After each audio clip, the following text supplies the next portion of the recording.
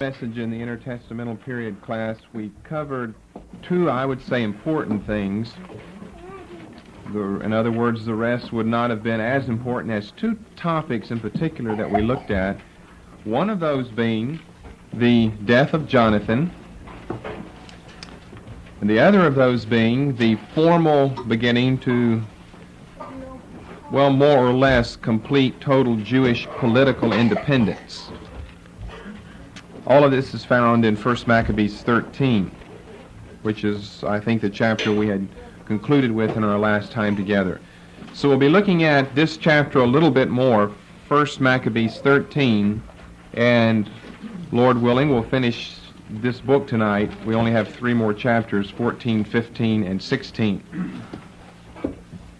After the death of Jonathan, Simon, one of the final surviving brothers, becomes quote-unquote king. I keep saying quote-unquote because they weren't to be considered a king in the technical sense of the word, maybe a quasi-king, semi-king. They were like a political prince is what they were, or governor in Israel. But we'll use the popular title king, as well as high priest. We were showing you from such passages as Book of Zechariah, among other texts, that it was unique and it was unusual, and beyond that it was forbidden to mingle the kingship and the high priesthood, and this was done time and time again here at the close of the Maccabean era and the beginning of the Hasmonean dynasty. We're going to have to pick up a little bit more on these Syrian leaders to get into the message this evening. We concluded with Demetrius II and Antiochus VI both ruling more or less simultaneously, although Antiochus VI and his rule will come to an end fairly quickly in comparison to Demetrius. The man Trypho, do you remember Trypho that we mentioned last time? Trypho is becoming, and will more so become this evening, an important figure. He's the one who's kind of nourished this Syrian leader and gotten him on the throne to be opposed to Demetrius. And we saw earlier last week from studying 1 Maccabees that really the motive behind Trypho doing this is not because he had any concern for this boy king, but because he had a concern for himself. That is, he wants to get the boy king as puppet king. He's going to work through him, ultimately murder him, and take his place, which is more or less what takes place. For instance, in chapter 13 and verse 31, 1 Maccabees 13 and 31, Trypho has Antiochus VI murdered. And I think that date on your chart is around 142, which is around the end of the period of Jonathan and his high priesthood. And that should be true because in the 23rd verse, Jonathan is put to death. Remember, he's been tricked and everything by Trypho, and he has been put to death in verse 23. So this all happens here in the same year. Verse 31, Trypho now plotted against the young king Antiochus. He has nourished him along so that he can become king, and of course Trypho wants to work through him. Plotted against young king Antiochus and murdered him. He usurped his throne and assumed the crown of Asia, and this was a disaster for that country, that is, for Syria. We'll see that to be so as we work along. Trypho's the first non-Seleucid man to become king of Syria.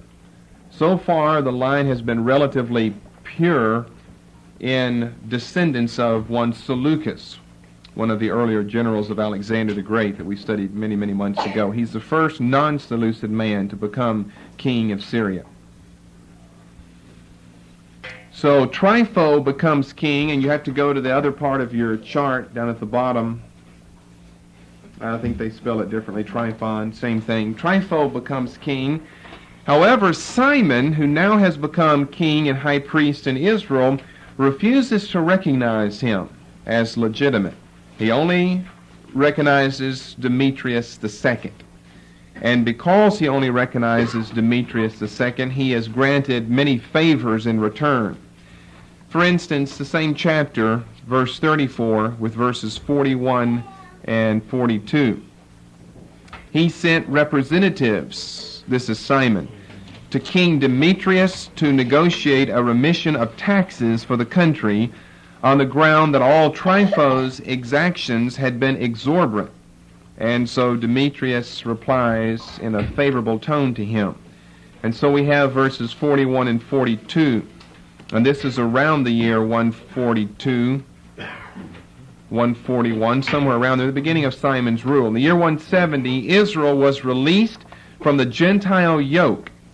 The people began to write on their contracts and agreements, they'd be dated that year, in the first year. This is how they would date them. In the first year of Simon, the great high priest, general, and leader of the Jews.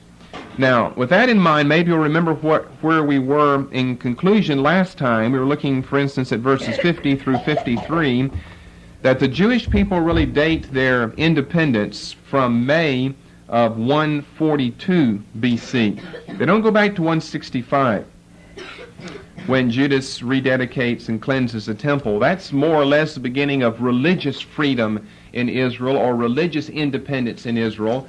But so what, you got your, more or less, your sacrifice and your priesthood and your liturgy restored and reinstituted in the land now. Jerusalem as such in its entirety does not belong to the people, because remember the garrison that's stationed in the citadel, they continually have problems with this group of people. And there are always these hit-and-run guerrilla skirmishes in the country, out in the countryside. Not that we're going to have a total end to all of that in the future, but after May of 142 BC, they gain more or less total and complete political independence.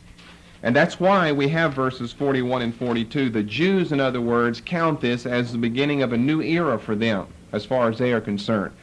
Whenever they would write their contracts, they wouldn't put February the 12th, 1986. They would put this as the first year of Simon's rule.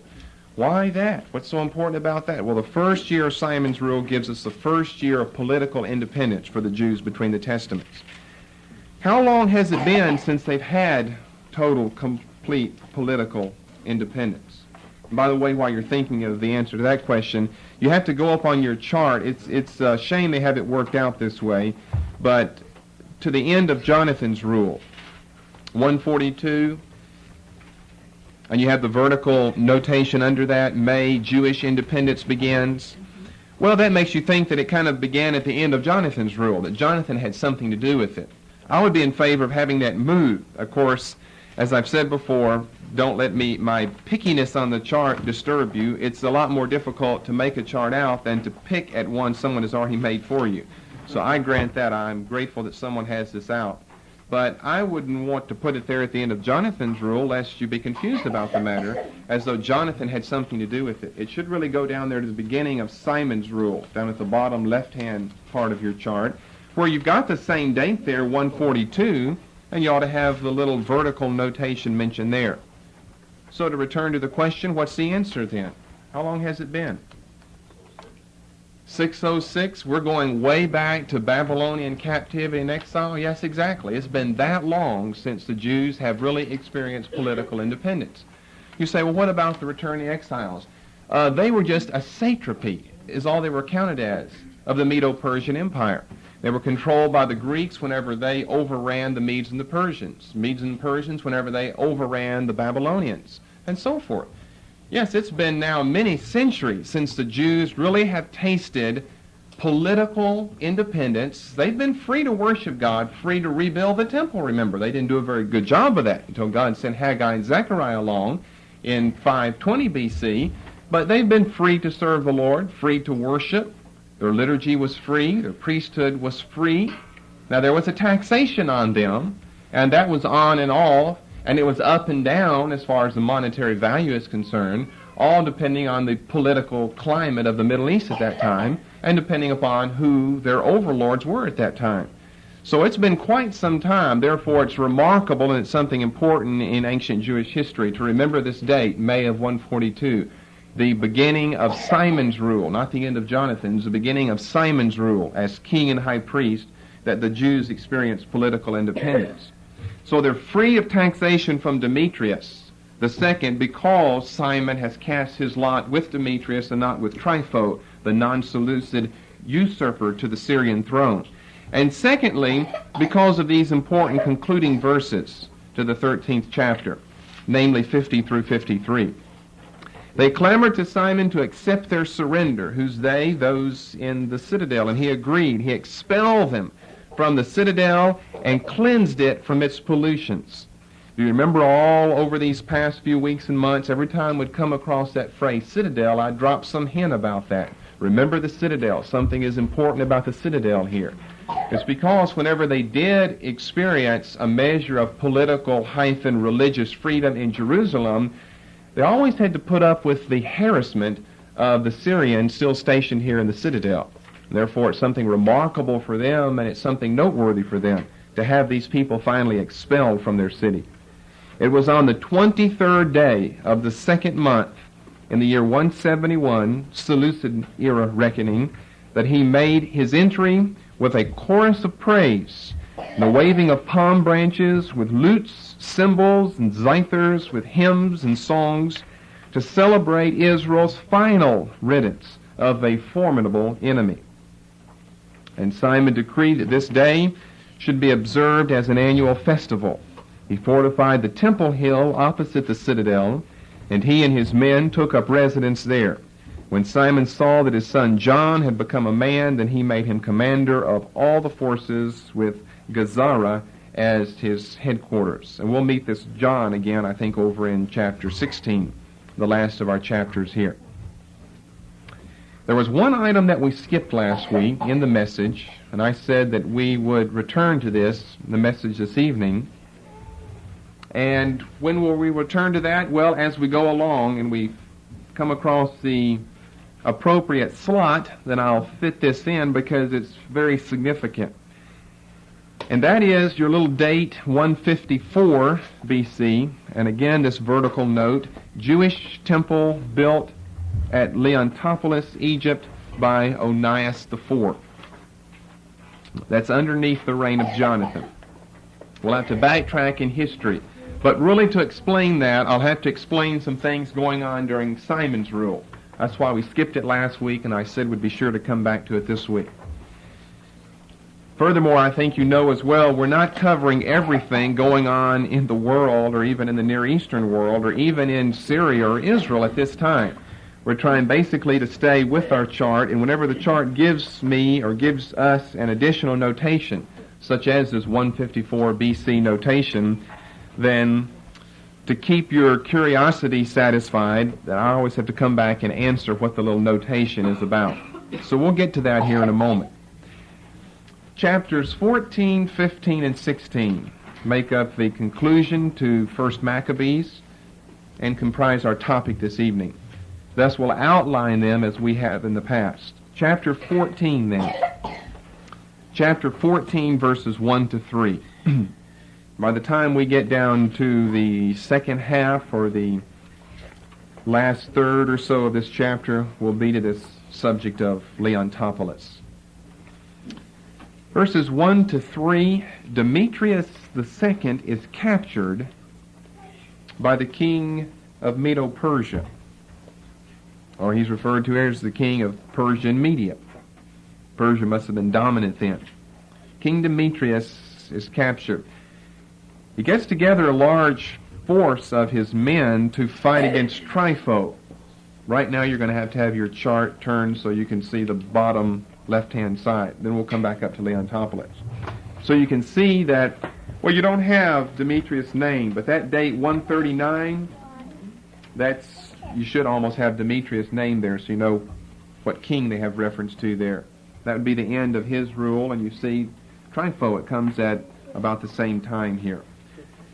So those verses aren't that important. It's just that he's out marching in some of his territories and he ends up being captured. Verses 4 to 15 are important, where here we have a glowing report by the author of 1 Maccabees of Simon and his rule. Glowing, I guess, to the place, well, I'm certain to the place that of all the brothers, Israel experiences her greatest blessings under the rule of Simon. Not that Simon is any better of a brother than, let's say, Judas, who is certainly the most memorable of those and the most remarkable of them, but because Judas has come before Simon. Sometimes it just so happens to work out that if you come at the tail end of all the controversy, and your predecessors have suffered the blunt of all the blows of the enemy, and then you have prosperity and peace after that, you become famous. Your name is the one inscribed in stone as the cause of the victory, and sometimes you can tend to forget those who've come before. Not that they're really doing that in Israel. We'll see here in this chapter that they set up a stone and its engraving on behalf of the whole Maccabean family, Mattathias and his successful boys. But notice verses 4 through 15. We'll read this because of what I've just said about chapter 13. Israel is entering into her period of relatively complete political independence, and it seems to be so glorious, as a matter of fact, that figures of prosperity are taken from the Old Testament even and applied to the Jews during the end of the Maccabean era, the beginning of the Hasmonean dynasty. As long as Simon lived, notice the glowing terms, the glowing report here of the author of 2nd Maccabees, or 1st Maccabees. Judea was at peace. He promoted his people's welfare, and they lived happily all through the glorious days of his reign. Now, we haven't seen anything like that before in Maccabees. It's been one struggle after another. Why? In fulfillment of Daniel 11, and it wasn't too glorious there. It's you'll be purified, you'll be made white, you'll be tried in the fire. It's going to be a difficult time. Which must mean to us then that Daniel 11, its fulfillment, somehow comes prior to 1 Maccabees 14, and I said that it did. It only goes down to around the death of Judas, the first of the brothers. Because now we're entering a very peaceful, prosperous period for Israel. They lived happily all through the glorious days of his reign. Among other notable achievements, he captured the port of Joppa, Mediterranean seaport, still important in Israel, to secure his communications overseas. What type of communications, by the way? You remember earlier? Who was he communicating with, the Maccabees at this time? Rome and Sparta, and they'll come up again very soon here in this chapter. He extended his nation's territories and made himself master of the whole land. Notice all of the absolutes that are used here. They had ruled little pockets of Israel, depending on where the largest force of guerrillas were stationed under Judas or under Jonathan or something. Now he's master of the whole land. He repatriated a large number of prisoners of war. So we have some prisoner exchange program going on here. He repatriates, and the Syrians repatriate in return. Without meeting any resistance, he gained control over Gazara and Bethsura and over the citadel. That's just kind of summed up because it's detailed for us in the earlier chapter, 1350 to 53, and remove their pollution. Look at this. This sounds more like Old Testament days, an era of peace, let's say, under the extension of the kingdom during the end of David and the beginning of Solomon's reign. They farmed their land in peace. The land produced its crops, and the trees and the plains their fruit. Old Testament imagery and symbol here. More Old Testament imagery taken from the book of Zechariah, I think chapter 8 if I remember correctly. Old men sat in the streets talking together of their blessings. You see, whenever you're controlled by a foreign nation on your soil, I mean, we fought many battles in this country, but we fought them on someone else's soil. Civil War was terrible because it was fought on this country's soil.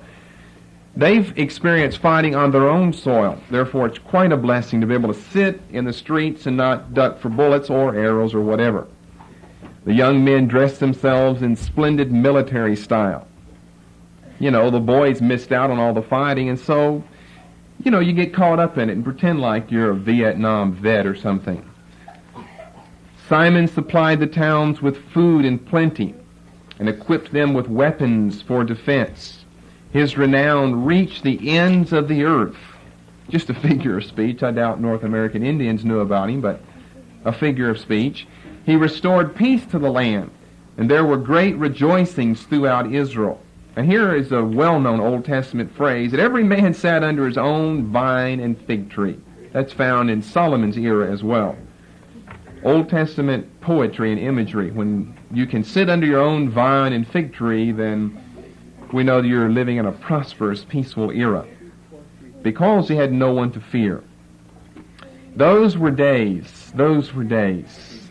Those were days. I wonder what the author means by that. Those were days. Not these, but those were days when every enemy vanished from the land and every hostile king was crushed.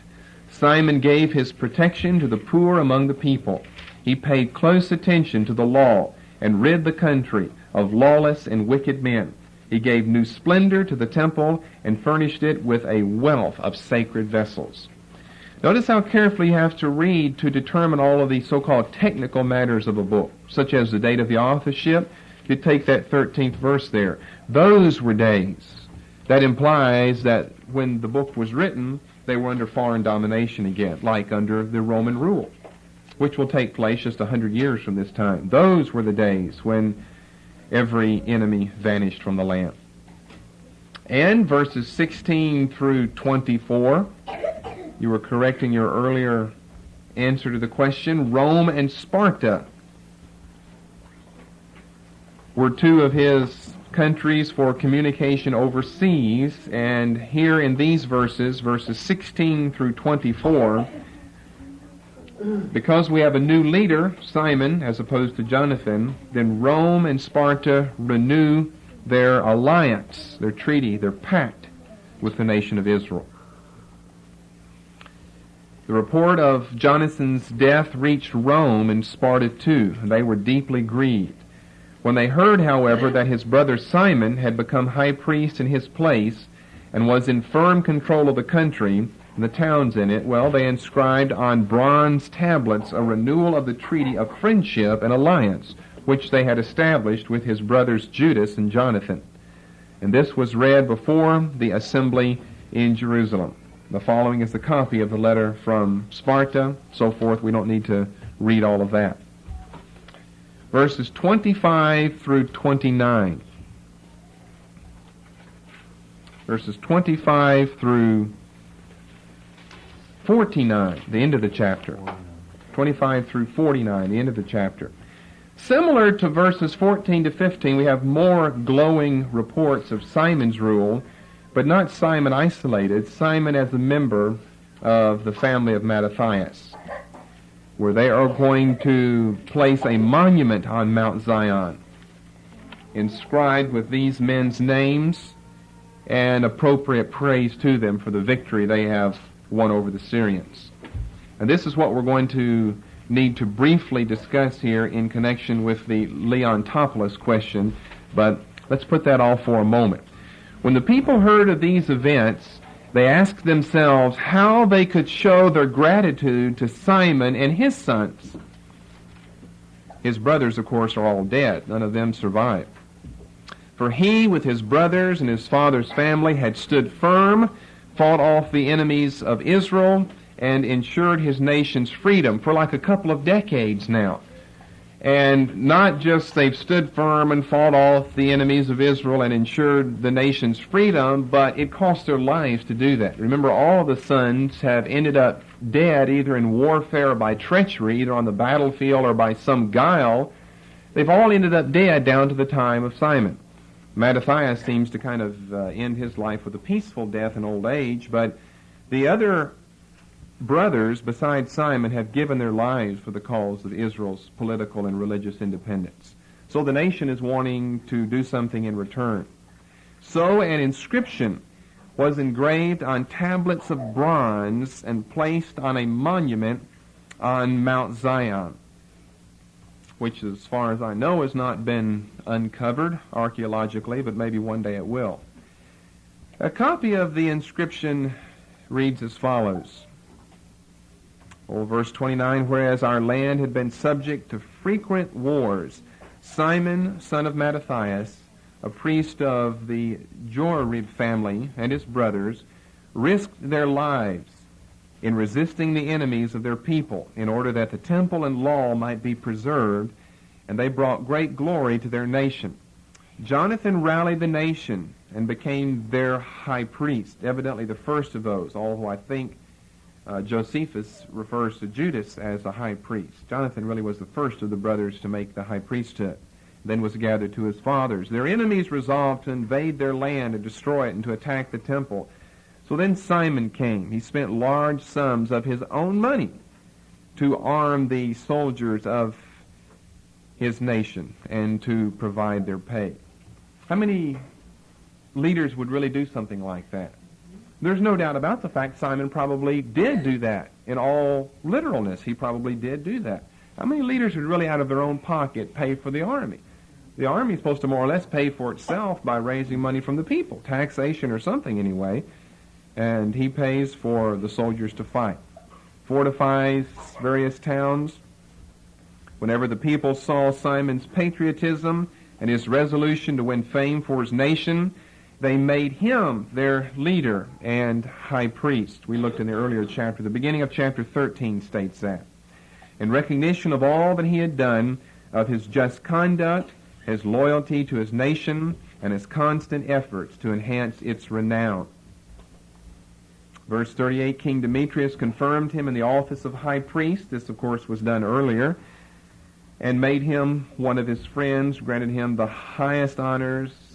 For he had heard that the Romans were naming the Jews friends. And if you're a friend of the Romans, and the Syrians think you better be our friend because we want to be their friends. We're naming the Jews friends, allies, brothers. And they gone in state to meet Simon's envoys. Verse 41, you need to have a big star by. The Jews and their priests confirmed Simon as their leader and high priest in perpetuity until a true prophet should appear.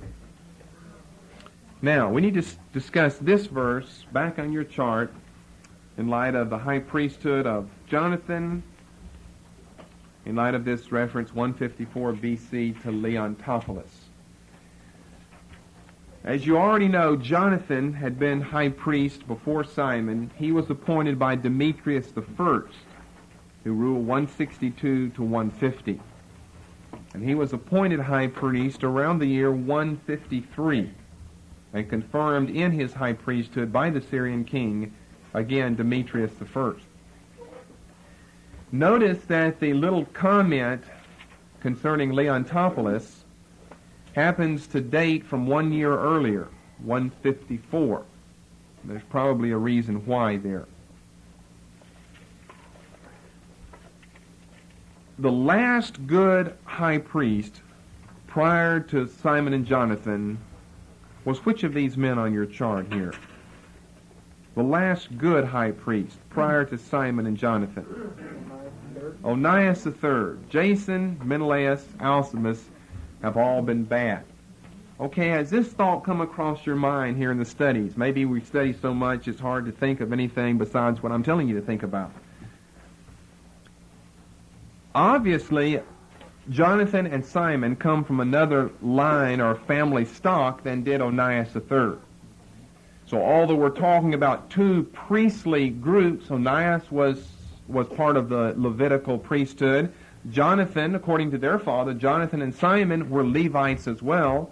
Both of these families of people were Levites, but it does not mean that they descended from the Aaronic stock. That is, that they were in the right position to be high priest. Maybe a priest, maybe a Levite, but high priest is another matter entirely. You had to be descended through the right sons of Aaron in order to be high priest, and Onias, of course, was. That only can mean that Jonathan and Simon were not then. Were not in the legitimate line to be high priest. Okay, whenever Onias III passes off the scene, he's murdered because of the treachery and treason that occurs with Jason becoming high priest, and then Jason has problems whenever Menelaus becomes high priest, and finally Alcimus, and then finally Jonathan and Simon. Have you thought of this question? What has happened to the descendants of Onias III? They're in the right line to be high priests. They obviously are not Jason, Menelaus, Alcimus, Judas, Jonathan, or Simon, or John Hyrcanus, or on down the line on your gray bar here on the bottom of the chart. They're obviously not those men. What happened to Onias IV, who happened to be the son of Onias III? And they've all come from, if you look at the top of your chart, Onias I there, they've all come from Onias I. who's come from Jadama, who's come from, on up the line, all the way back to Aaron. Well, that's where Leontopoulos enters into the picture here. Whenever the Maccabees swept onto the scene and took over religious and political control of the country of Israel, then the family of Onias fled to Egypt. Now get this down, because this is very important. Whatever I have to repeat, I'll be glad to repeat. Few people who study the New Testament know what I'm going to tell you now. The family of Onias IV and his sons, descendants, and so forth, that is, those who come from Onias III, fled to Egypt somewhere around, let's say, 162. That date sticks in my memory, although I don't see it in my notes. I generally can trust my memory. Around 162 BC, they have left Israel and they have gone to Egypt. When the Maccabees burst upon the scene, and after 3 years fighting, they rededicate the temple, and a couple of years after that, let's say 162, then Onias IV and various other people go down to Egypt. The family of Onias IV, they were the only ones recognized by the Hasidians as a legitimate high priest. Now, remember, the Hasidians had made overtures to Alcimus on an earlier occasion, and many of them lost their lives for that. They made overtures simply because Alcimus was part of the Levitical family, had descended through Aaron, although not as a high priest. And so they're glad, at least for a compromise, in other words. But the whole time, the Hasidians, or the Hasidim, they only recognized the family of Onias, and correctly so, because they correctly have descended from the Aaronic stock as high priest. They only recognize the family of Onias as that would make up a legitimate high priesthood. Whenever they have gone to Egypt, they more or less then forfeit their claim to the high priesthood simply by virtue of the fact they're not there to vocally press their claim. For the continuation of this message, please. They have gone to Egypt, they more or less then forfeit their claim to the high priesthood simply by virtue of the fact they're not there to vocally press their claim. So a forfeiture almost is involved simply by their absence, by their being transplanted from Israel down to Egypt. Because of the political independence won by Simon, then we see here in this verse, I said put a star by, 1 Maccabees 14:41. The high priesthood is confirmed upon Simon. Your version there says in perpetuity. That is, it was made a hereditary high priesthood. And with this time, and really a little more with a time shortly after this that I'll mention here in a moment, we really have the technical, formal end to the Maccabean era and the beginning of the Hasmonean dynasty. Although I've said before, the terms can and are used, can be and are used synonymously. If we want to be real technical and formal, there is a slight difference in my mind's eye between the Maccabean era and the Hasmonean dynasty.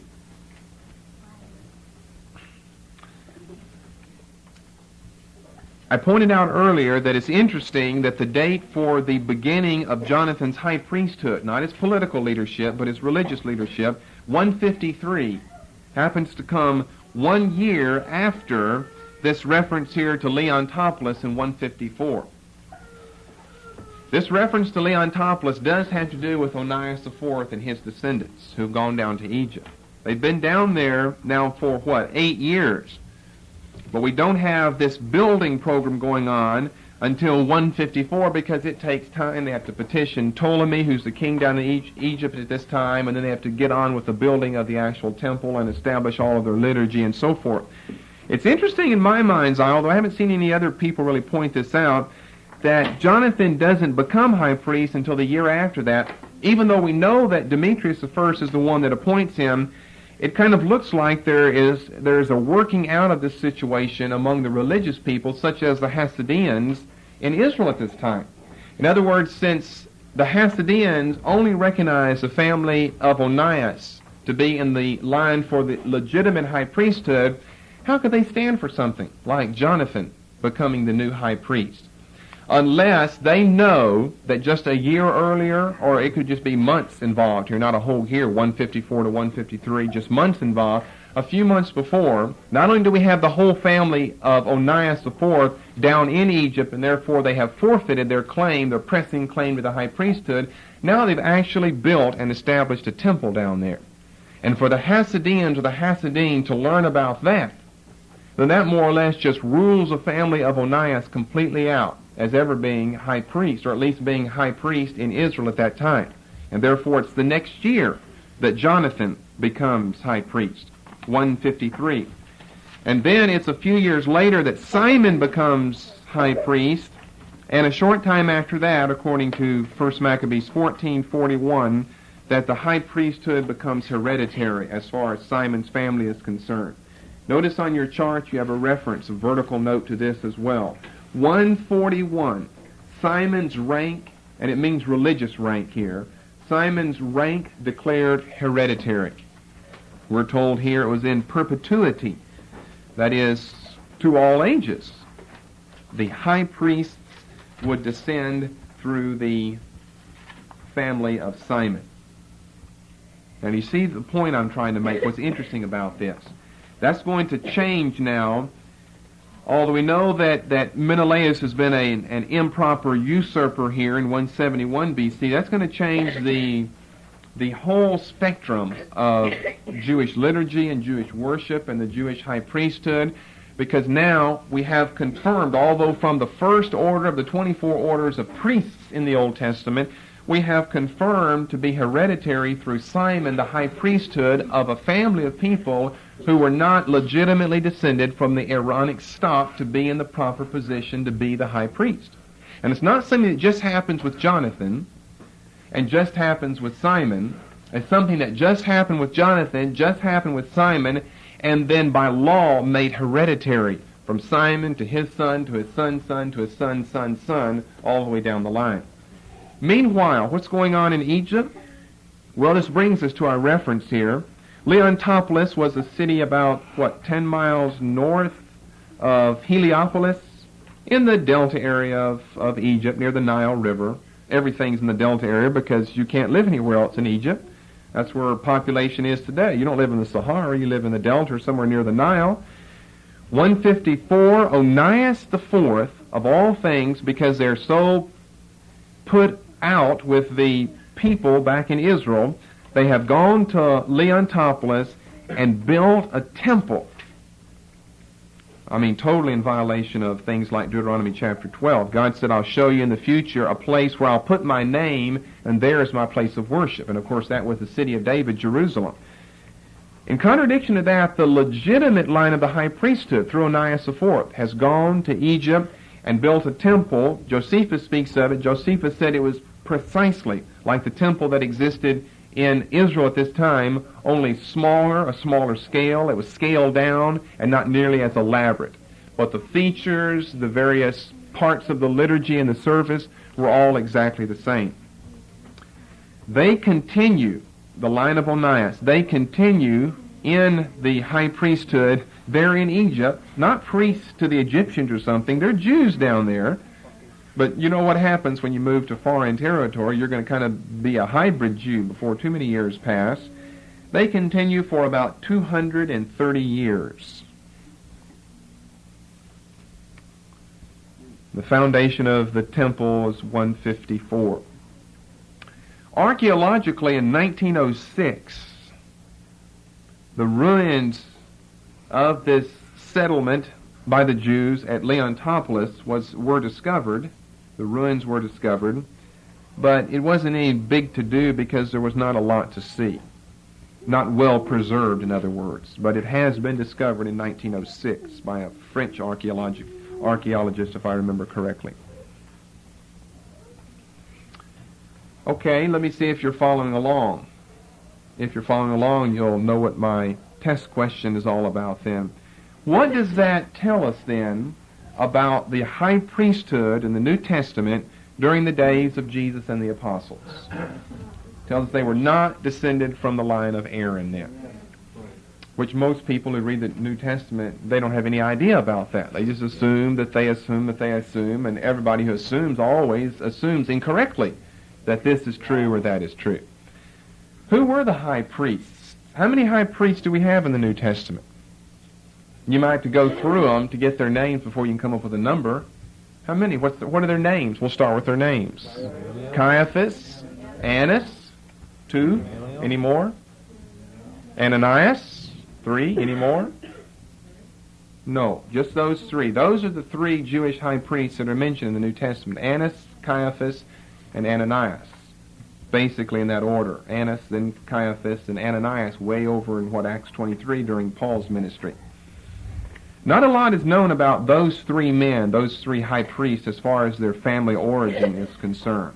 They probably were, we'll study this more some other time, they probably were, definitely were, in the correct family, just like Jonathan and Simon would have been.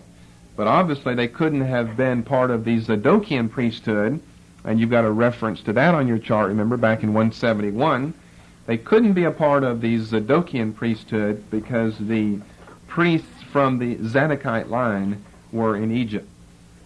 The priesthood here in Israel, through Jonathan, through Simon, through John Hyrcanus, and on down the line, lasts as well around 230 or so years.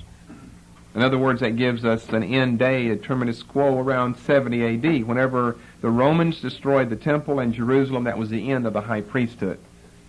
And Israel's never had a high priest for 2,000 years now. She's never had a high priest since A.D. 70. So that brings an end to the priesthood in Israel, which is only understandable, and a little more mysteriously, it brings an end to the priesthood down in Egypt, because it kind of brought an end to national Jewish identity whenever we experience the Roman diaspora. So that's what your little reference is all about here to Leontopolis. You might not have thought it was that important, but they don't really put things on this chart if they're not important, because there's just so much you could cram on here that you'd have to have an interpreter who would interpret through another interpreter what the interpretation of the chart said. So they just put on here the salient points that are significant, those that need to be known. So that's what chapter 14 and verse 41 is all about. The Jews and their priests. You see, we've got political, evidently, through the Jews, and religious through the priests. We've got political and religious sanction for this hereditary notion, this priesthood in perpetuity notion for Simon. They confirmed Simon as their leader and high priest in perpetuity until a true prophet should appear. And you'll remember we've used that verse for other things, such as the cessation of prophetism back with Malachi, Ezra, Nehemiah's time. Now you understand verses like this so much more whenever you understand the context of what's going on here. Until a true prophet should appear. But the true prophet, John Baptist, really doesn't change anything because things just continue as they were. One other comment before moving on this and getting over into chapter 15, and that concerns this formal technical usage of the terms Maccabean era and Hasmonean dynasty. Remember us covering these before, where I said that you could more or less refer to it as either the Maccabean family or the Hasmonean family. We refer to it as Maccabean because it's a better known term, I would say, than Hasmonean. Hasmonean, that goes back to the father of Mattathias, one of his ancestors. Hasmon, we get this name Hasmonean. Well, if we want to be real technical, and this is really the only time to be real technical on these terms, the Maccabean era stops with the Maccabean brothers. That would be from Judas to Simon, which would take us down to 135, I believe, 135. From around 166 down to 135, we have the Maccabean era. And if we want to be technical and formal, and we only do it for completeness sake right now. Then from that time forth,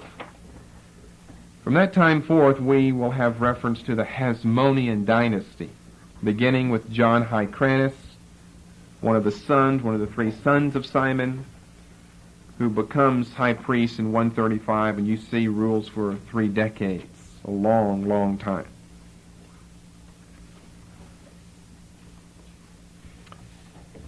Now we're going to say more about high priesthood in Israel as we, of course, move along with these men's names, and as we get closer to the New Testament and into the New Testament, we'll say more then, and I'll even clarify more of what I said this evening. You know how you have to kind of say some things and then come back and clarify it later. It's really the only way to do it. So just save all your thoughts and ideas for then, and we'll have it all clarified whenever we study priesthood, high priesthood in the New Testament era. So we're going to be speaking from here on out, when we get to Hyrcanus, which won't be until next week, of the Hasmonean dynasty, and it will, of course, have superseded the earlier Maccabean era.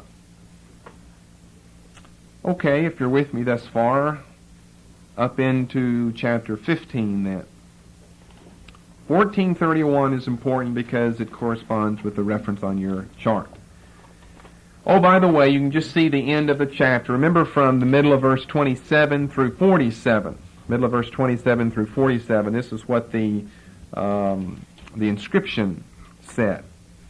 And then we have it concluded. This inscription was declared should be engraved on bronze tablets and set up within the precincts of the temple. So it was in an important place.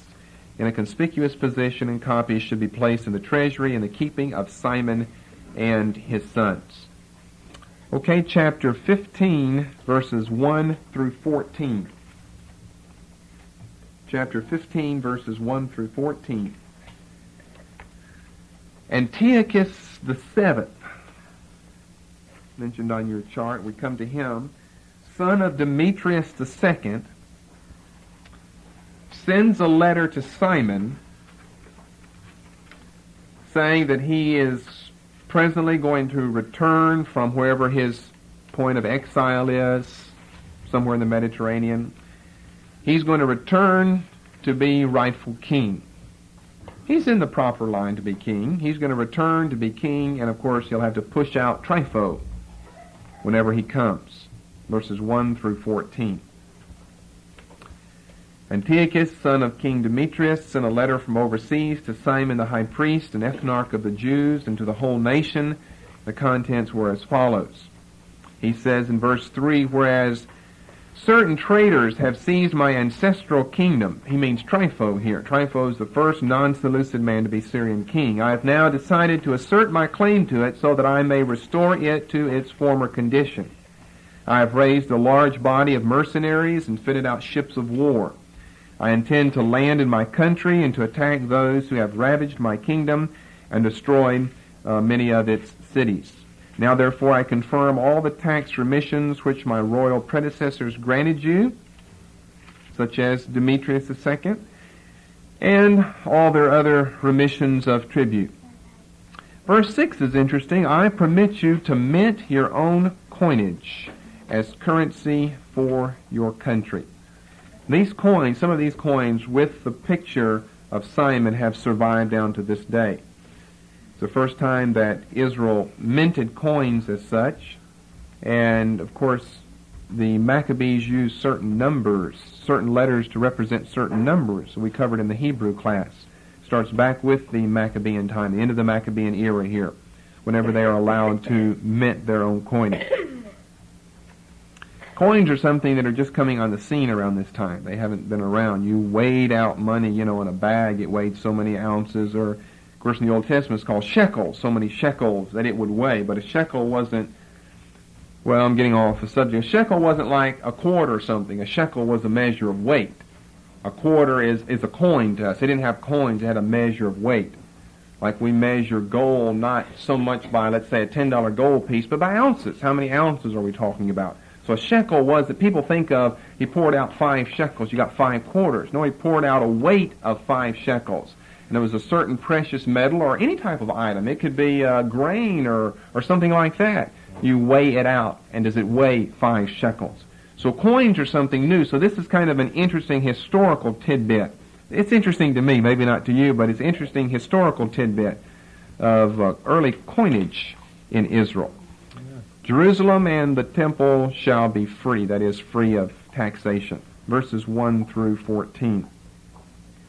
We see, for instance, in verse 10, Antiochus, this is after the letter, Antiochus marches into Syria and confronts Trypho.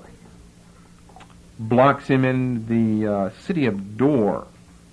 And I think we'll come back to that here in a moment. I think it's mentioned later with either a second attack or the text is corrupt, an attack on the second day. That's verses 1 through 14. Verses 15 through 24. Verses 15 through 24. Letters arrive from Rome to all of the kings of the Middle East and even some in Asia Minor, alerting them to the fact that the Jews are allies of Rome and therefore do not tamper with them. So it's an important series of letters that arrive.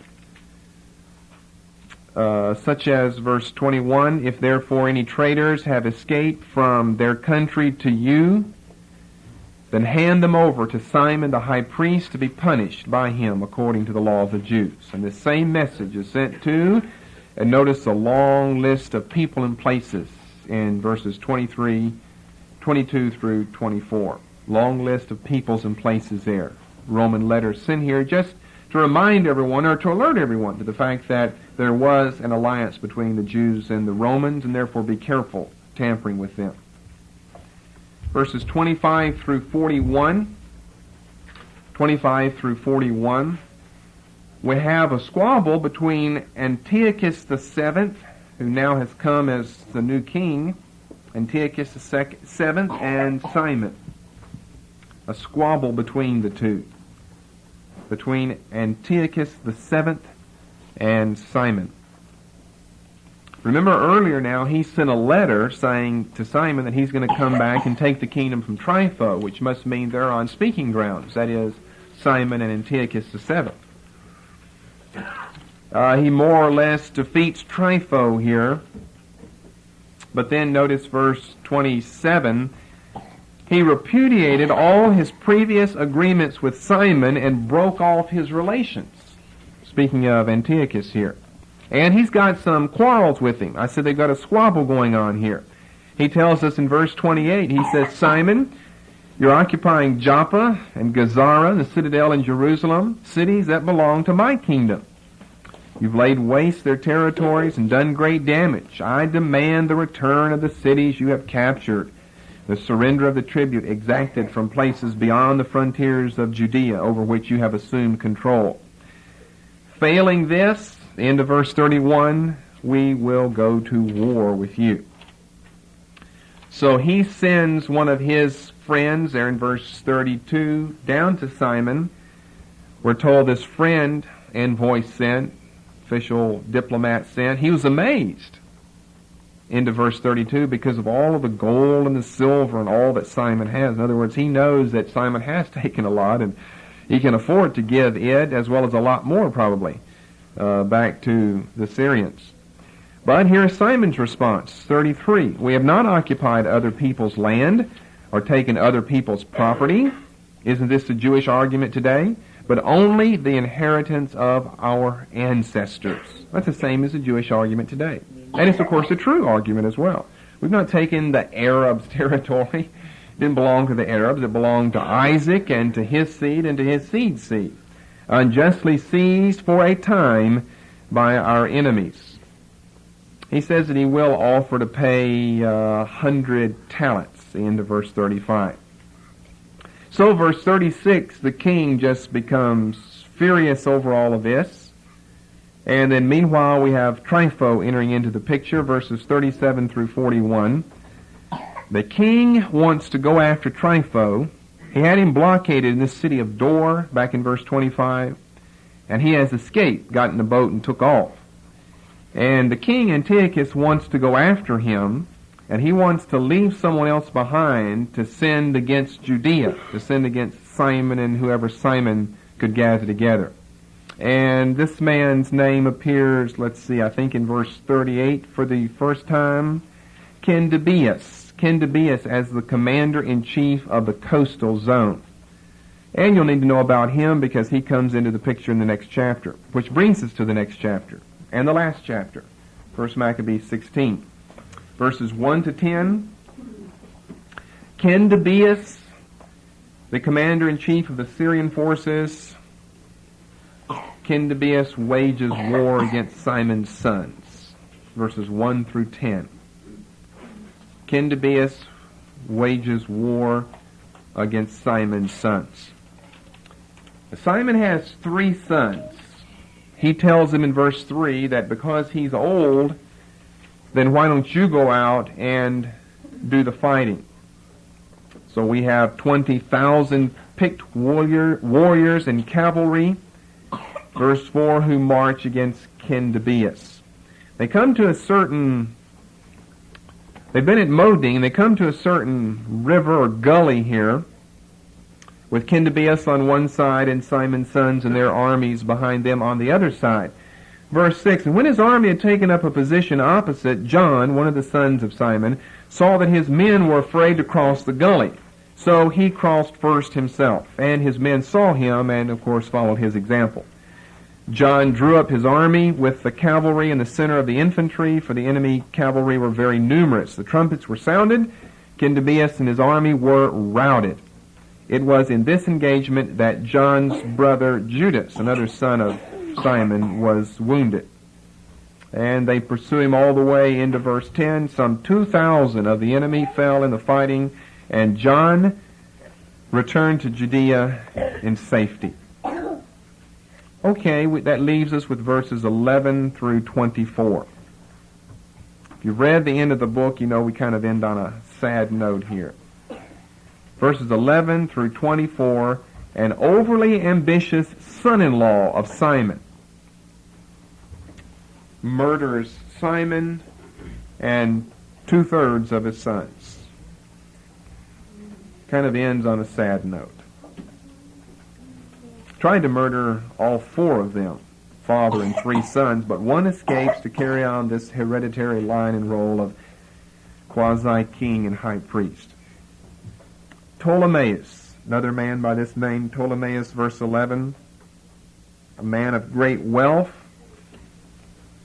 And we're told why he had great wealth, for he was the high priest's son-in-law. That is, he was son-in-law. He'd married the daughter of Simon. He became overly ambitious. He proposed to make himself master of the country and plotted to put Simon and his sons out of the way. So he invites them to a certain town. Ptolemaeus, just lists him as the son of his father here in verse 15, with treachery in his heart, received them at the small fort called Doke, which he had built, and entertained them lavishly.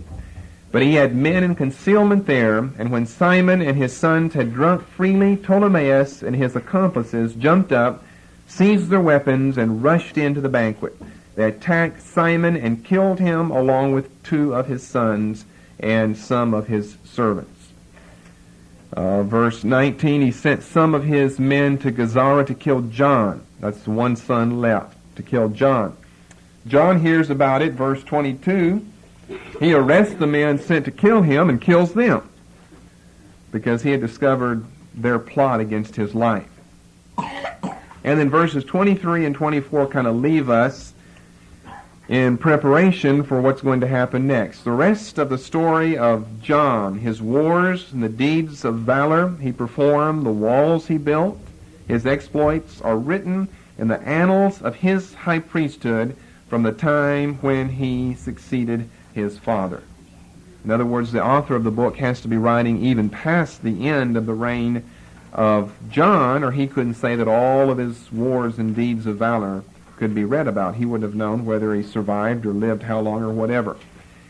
And notice on your chart, he's this very, very important figure, John Hyrcanus. I've used his name many times, so you should be familiar with that now. John Hyrcanus, ruling from 135 down to 104, a long time on your chart.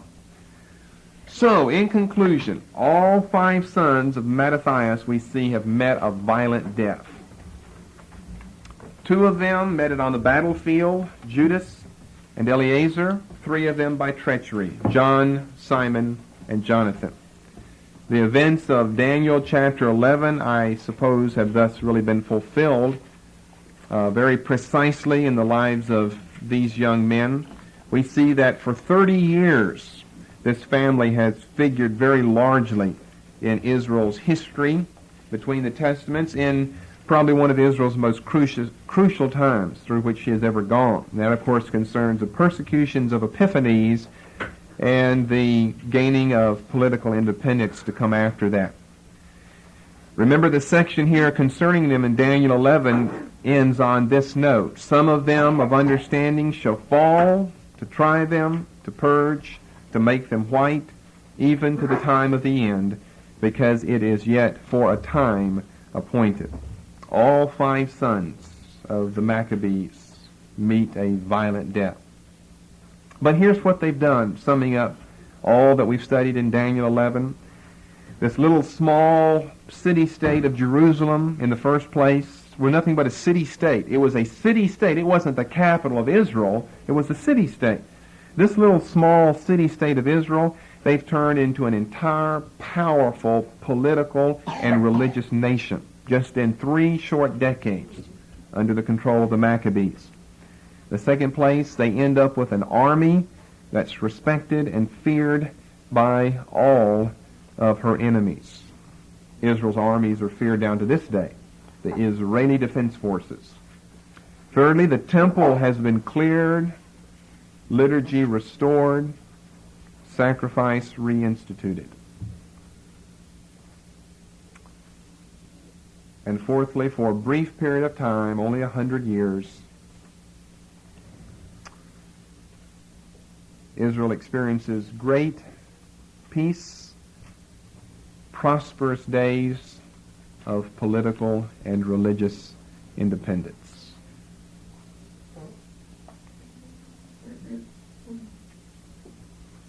So I hope through this study, we're kind of leaving one part of it now because we're through with Daniel. This kind of sums up this whole era, the Maccabean era.